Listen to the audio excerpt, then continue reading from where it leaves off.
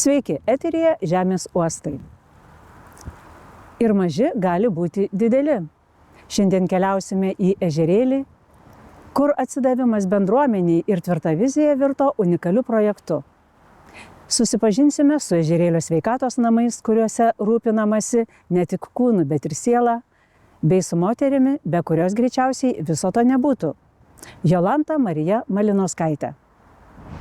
Ežerėlis yra nedidelis, jaukus, vienas iš 3 Kauno rajono miestų. Įsikūręs miškuose tarsi diktuoja sąlygas vietiniam verslui. Miškai, grynas oras ir ilgus dešimtmečius durpyne dirbusių žmonių poreikiai padiktavo vietos bendruomeniai verslo idėją. Čia įkurti sveikatos namai tapo ne tik sveikatos ir poilsio oazė ežerėliečiams, bet ir bendruomenės susitelkimo simboliu. O ypatinga iniciatyva – socialinis verslas – atveria naujas galimybės žmonėms su negale. Viso to pradžia ir siela Jolanta Marija Malinauskaitė. Moteris, kurios idėjos ir ryžtas keičia likimus. Aš gavau paskyrimą praeitam šimtmetyje 80 metais ir atvažiavau į kultūros namus dirbti direktorę. Man buvo 20 metų. Man buvo labai įdomu. Ir dar man buvo kas įdomiausia, kad dar aš algą gaudavau. Aš darau tai, kas man įdomu, kas man smagu, kas gera, ir dar man mokėdavo algą. Buvo labai geras dalykas. Nežiūrint į tai, kad tai buvo tarybiniai laikai, bet tai buvo jaunystė. Manau, kad jeigu žmogus turi poreikio, jis atranda ir galimybės. Aš negaliu pasakyti, kad mane labai kažkas varžė, gal aš neturėjau kažkokių labai didelių poreikių, bet taip užsienio nemačiau, bet mačiau labai didelę šalį, kurioje tuo metu gyvenom, ir pradedant broliukais Latviais, pabaigiant Tenšanio kalnais. Judėjimas yra mano gyvenimo prasmė, tikslas, ir darbas, sakyčiau. Einu į priekį, 10 000, stengiuosi kiekvieną dieną nueiti, keliuosi 5:30 ryte, išeinu, apeinu ežerėlį, pamatau, kur kas nukritęs ne vietoj, seniūnė kartais.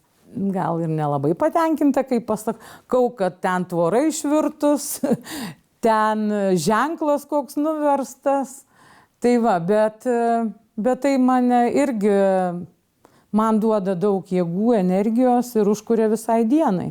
Tas mano sukauptas socialinis kapitalas iš tikrųjų yra didelis ir jis nėra įkainuojamas pinigais.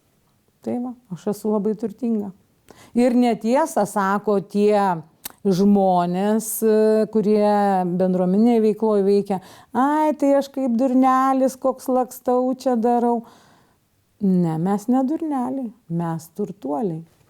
Tai va, tai yra didelis skirtumas. Kaip tu pats save vertini, taip tave vertina aplinkiniai.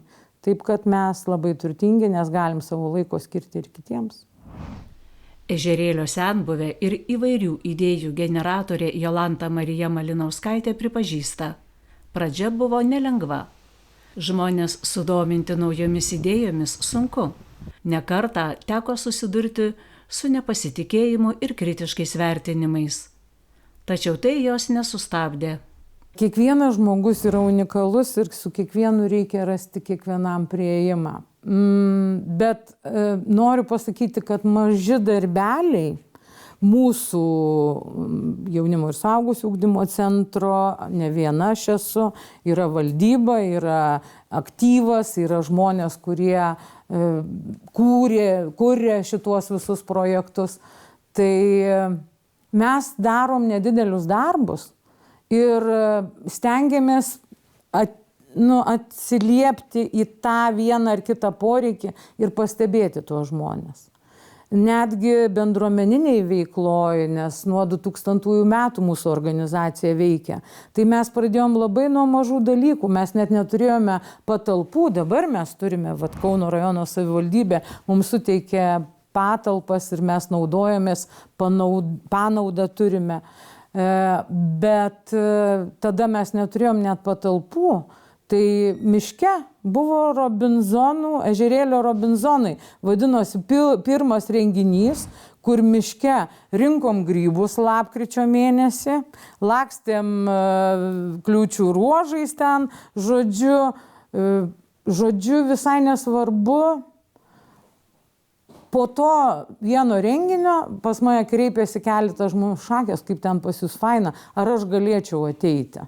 Tai va po tų tokių įvairių projektėlių, nedidelių per tuos 25 metus, vieną kitą reikia pakalbinti, pakviesti, paglostyti, gal saldainį padovanoti, gal tam tikrų žmonių pakviesti, kad jam būtų įdomu. Įvairių, vieno recepto nėra. Bet tais nedideliais tokiais darbeliais mes prisikviečiam žmonės ir visą laiką darom tai, kas mums smagu. O kai pamato, kad yra smagu, visi nori, kad jiems irgi būtų smagu. Tai va, viskas labai paprasta. Žinoma, visada yra vertintojų, ekspertų. Lietuvių tautoj tai yra tiesiog, nežinau, nei bruožas, nei kas, nei gyvenimo būdas turbūt. Tai va, tai taip, bet tai tik padeda judėti į priekį ir visą laiką kritiką vertinu kaip, reiškia, ne viską padarėm, kažkas dar liko nepamatytas ir turim atkreipti dėmesį. Na, būna įvairių dalykų, tai jau jinai čia tuos milijonus varto, irgi visą laiką džiaugiuosi, užtat tai, kad geriau būti milionierė, negu ubagė. Tai tegu mane laiko milionierė.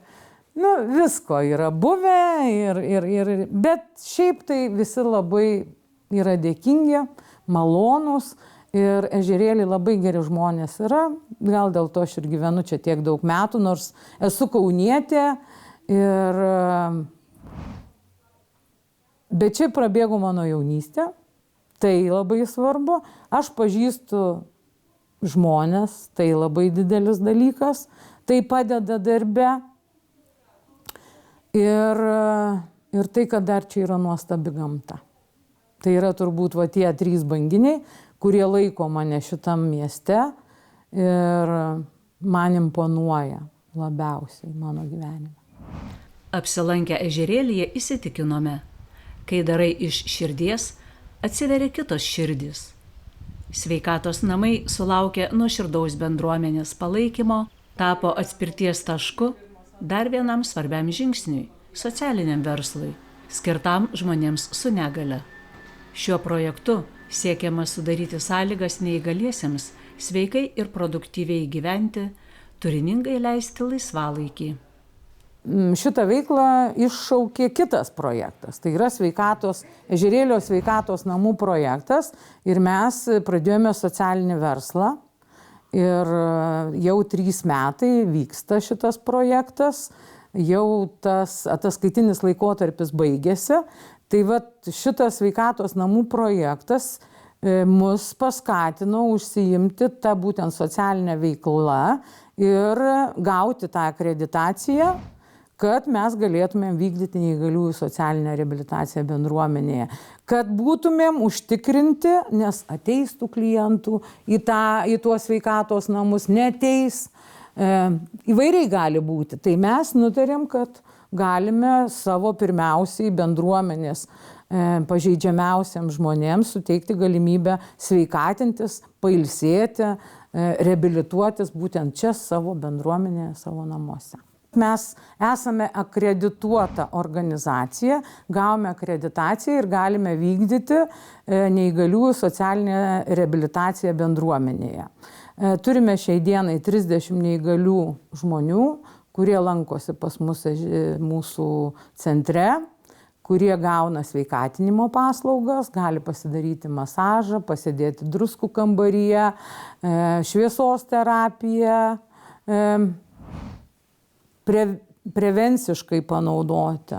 Mes negydom nieko, mes tiesiog suteikiam galimybę pailsėti, parelaksuoti, atsipalaiduoti nuo gyvenimiškų kažkokių sunkių reikalų, problemų, nuo tų pačių ligų. Aplinkui turbūt matėt čia ir paveikslų, yra ir visokių rankdarbių, tai mūsų žmonės susirinkę centre turi daug edukacijų, turi galimybę paskaitų paklausyti, kviečiamės lektorius, pačios užimtumo vykdytojos ruošiasi ir pateikia žmonėms įvairių temų pagal jų pageidavimus, pagal jų poreikį. Masažo terapija, šviesos terapija, presoterapija, nes limfodrenažo 2 aparatus turime, druskų kambarys, spa kapsulė, pirties malonumais, kas labai žavisi ir kas mėgsta žmonės, tai gali pasinaudoti tą spa kapsulę.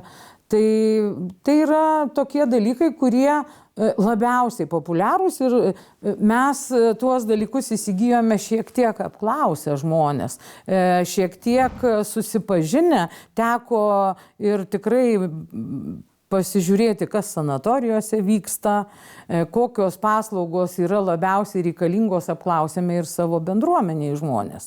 Ir tai pasirinkome pagal poreikį, ko žmonėms labiausiai reikia ir kam mažiausiai turima lėšų, nes masažuotoje gauti masažo paslaugą, jau be tam tikros sumos tu negali. O čia yra 5, 6, 7 eurai, jeigu yra klientas iš gatvės. Kaip jau minėjau, mūsų akredituotos tos paslaugos socialinės ir mūsų neįgaliesiems, atėjus vieną dieną į mūsų centrą, jisai gauna vieną nemokamai tą paslaugą. Tai gali eiti kiekvieną dieną nemokamai gaus. Ta prasme, kad tai jiem viskas yra nemokamai. Tai žmonės tikrai yra labai patenkinti ir jeigu iš pradžių buvo sunku tuos mums neįgaliuosius prisikviesti, kad jie ateitų, reikėjo daug pakalbėti, pamotyvuoti, paaiškinti, kas čia bus, kaip čia bus, tai dabar žinokit, tikrai žmonės klausinėjo, kada galima ir mums ateiti, ypatingai senjorai. Ir šitas projektas pagimdė dar kitą projektą.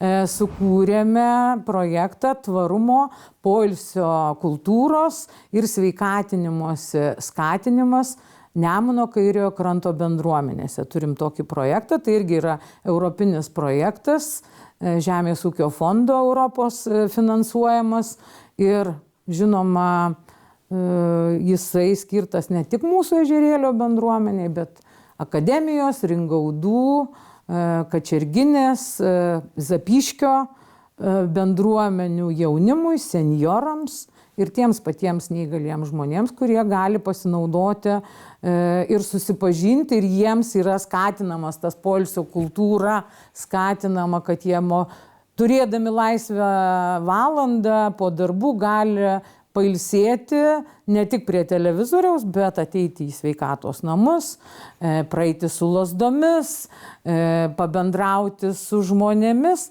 Tai irgi yra tam tikras poilsis, atsitraukimas nuo kasdienių reikalų ir rutinos. Po trumpos reklaminės pauzės laidoje dar sužinosite, kaip veikia socialinis verslas, kas Jolantai padėjo įveikti sunkią ligą ir kokius ateities planus puoselėja aktyvi ežerėlio bendruomenė.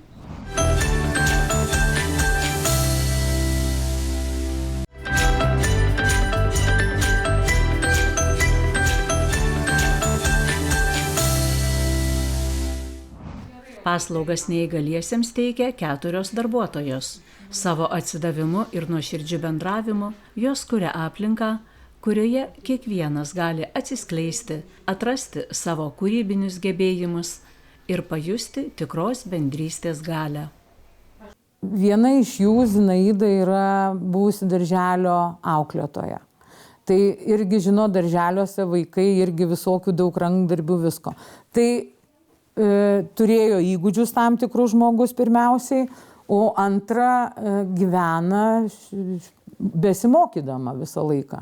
Na, dabar visagalis internetas. Kur ką pamatė, internete atėjo pabandė ir tuoj pat siūlo žmonėm pabandyti vieną ar kitą darbą. Man net į galvą neteitų paimti ir lankstyti tą knygą. Bet va jinai kažkur kažką pamatė, kažkur ir pabandė žmogui tiesiog pasiūlyti. Tai nėra kolektyviai, kad visiems viskas turi tikti ir tinka. Ne. Kiekvienam prie kiekvieno yra prieinama atskirai, individualiai. Todėl gal mums čia ir taip visai neblogai sekasi 3 metus vykdyti šitą paslaugą. Ir džiaugiamės, kad Kauno rajono savivaldybė perka iš mūsų šitas paslaugas ir moka mums. Šiais metais jau tikrai tas finansavimas pasiekė tikrai normalų lygį ir mes gaunam tikrai atlyginimą, galim sumokėti mūsų užimtumo vykdytojoms. Tai pradėjom gal sunkiau šiek tiek, buvo tikrai nedideli pinigėliai tie, bet kadangi dirbo senjorės ir vienas jaunas žmogus, jauna mergina, beje, mes ją išleidom į dekretinės atostogas ir laukiam, kad mūsų Ežerėlio jaunimo ir suaugusių ugdymo centre bus prieaugis. Tai va, noriu pasakyti, kad tai yra bendraminčių ir tokių žmonių, kaip čia dabar pasakyti, išeiginių žmonių. Išeiginių ta prasme, kad pas mus nėra ar šeštadienis, ar sekmadienis, jeigu reikia, jeigu yra renginys, jeigu yra kažkoks projektas, tai tikrai nieks nežiūri nei valandų, nei ten kažkokių, bet tikrai visi atsidavę. Ir net noriu pasakyti, kad visi vienodai ir tie, kurie nedirba čia, bet jie yra mūsų aktyvos organizacijos, tie žmonės prisideda netgi finansiškai. Taip, ne tik tai, kad jie sudalyvauja talkoje, nes reikia langus plauti, reikia kiemas, matėt mūsų koks didžiulis, reikia pasitvarkyti, reikia gėlės prižiūrėti. Tai žmonės, kurie ateina ir savanoriškais pagrindais dalyvauja mūsų veikloje. Socialinio verslo projekto mūsų šito pagrindinis tikslas buvo suteikti, pagerinti galimybės mūsų senjorams laisvalaikio gerinimui. Kad pagerinti tą laisvalaikį, nes žinia, žmonės išeina į pensiją, gauna ten tuos nedidelius pinigėlius ir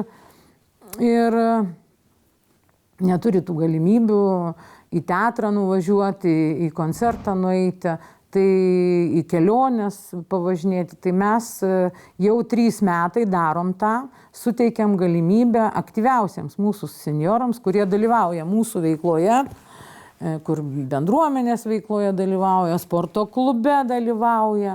Tai tuos senjorus mes tikrai prisidedam prie jų laisvalaikio gerinimo pinigėliais, prisidedam prie bilietų įsigijimo, autobusą nuperkam išvažiavimui į keliones. Net ir sunki liga nesutrukdė Jolantai keisti ir gerinti kitų gyvenimus. Moteris tą laiką prisimena su dėkingumu. Sako, kad žmonių gerumas, palaikymas bei parama padėjo atsitiesti ir eiti toliau. Beje, aš neslėpiau nuo nieko, kad turėjau krūties vėžį. Ir mano bendruomenė, ir mano kolegos darbe visi žinojo ir beje man labai labai padėjo daug žmonių. Aš tuo metu auginau vieną sūnų, gyvenau dar buvo mano mama gyva ir mamai buvo 85, o sūnui 15.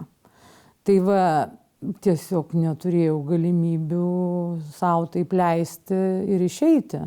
Nes mano reikėjo sutvarkyti savo mamą, kuriai 85, ir mano vaikas nepastatytas ant kojų. Ir be to aš esu vėžys. Tai kas ką? Man labai daug padėjo žmonių, labai daug bendruomenė žmonių mane vežiojo. Man finansiškai padėjo mano vyras.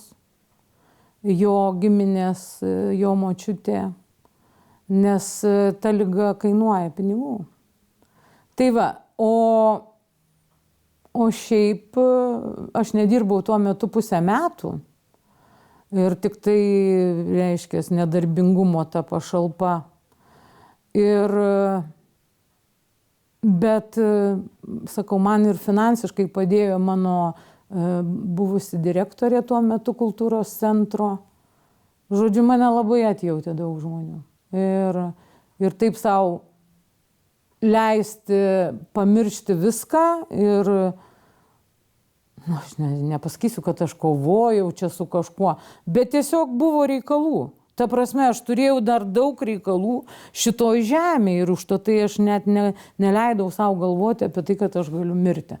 Nors vis jau dabar kiek žinau ir pažįstamų ir artimųjų, kurie susirgė šitą ligą ir jiems pirmiausia ateina į galvą mintis, kad jeigu pasakė tau diagnozę vėžys, reiškiasi pirma mintis, kad aš mirsiu rytoj, o ne rytoj.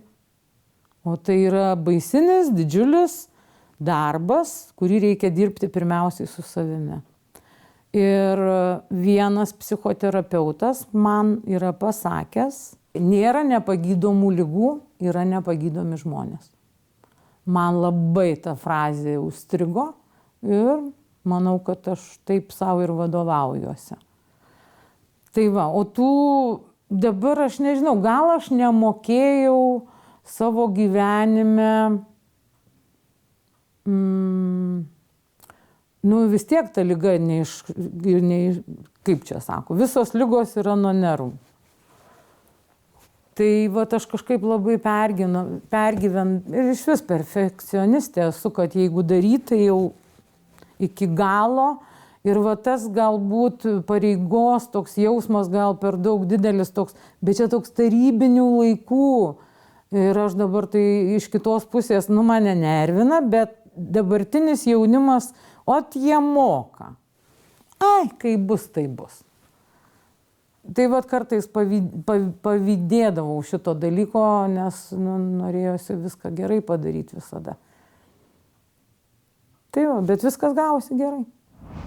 Nors nuveikta neįtikėtinai daug, tačiau sveikatos namų siela sustoti nežada. Artimiausiuose planuose socialinio verslo plėtra, naujos galimybės bendruomeniai ir neįgaliesiems. Vizija tvirta, tikslai drąsūs.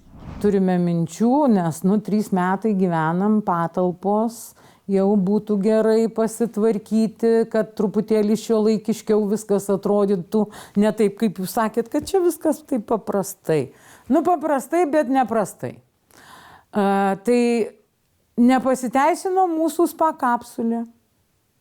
Reikėtų ją keisti ir tai pasidairėm, pasižiūrėjom, kad būtų gerai šalčio terapija. Tai kryo kamerą pirksim. Jeigu seksis, tai teiksime naują paraišką ir plėsime mūsų. Beje, šita patalpa irgi turėtų pasikeisti šiek tiek. Čia matot, už tos spintos yra vietos, tai mes ją irgi panaudosim ir kokią nors vandens lovą pastatysime. Masažo irgi priemonė, tai yra tų minčių, žinoma, jos dar dėliojasi, nes tik kitais metais bus skelbiamas kvietimas teikti paraiškas, tai mes ruošiamės, galvojam apie tai ir jau negyvenam kaip studentai, paskutinės nakties mums nepritrūksta, mes galvojam apie tai iš anksto. Tai planų yra, džiaugiamės, kad turim vieną tikslą – smagiai gyventi. Ežerėlio sveikatos namai – tai įrodymas, kad susibūrusi bendruomenė ir tvirtas jos lyderis gali sukurti stebuklus. Tai žemės uostas, kurio širdyje kiekvienas apsilankantis žmogus. Užsukite, būsite sutikti šiltai ir nuoširdžiai. Šiandien laidoje tiek. Dėkojame už kartu praleistą pusvalandį ir iki kito karto.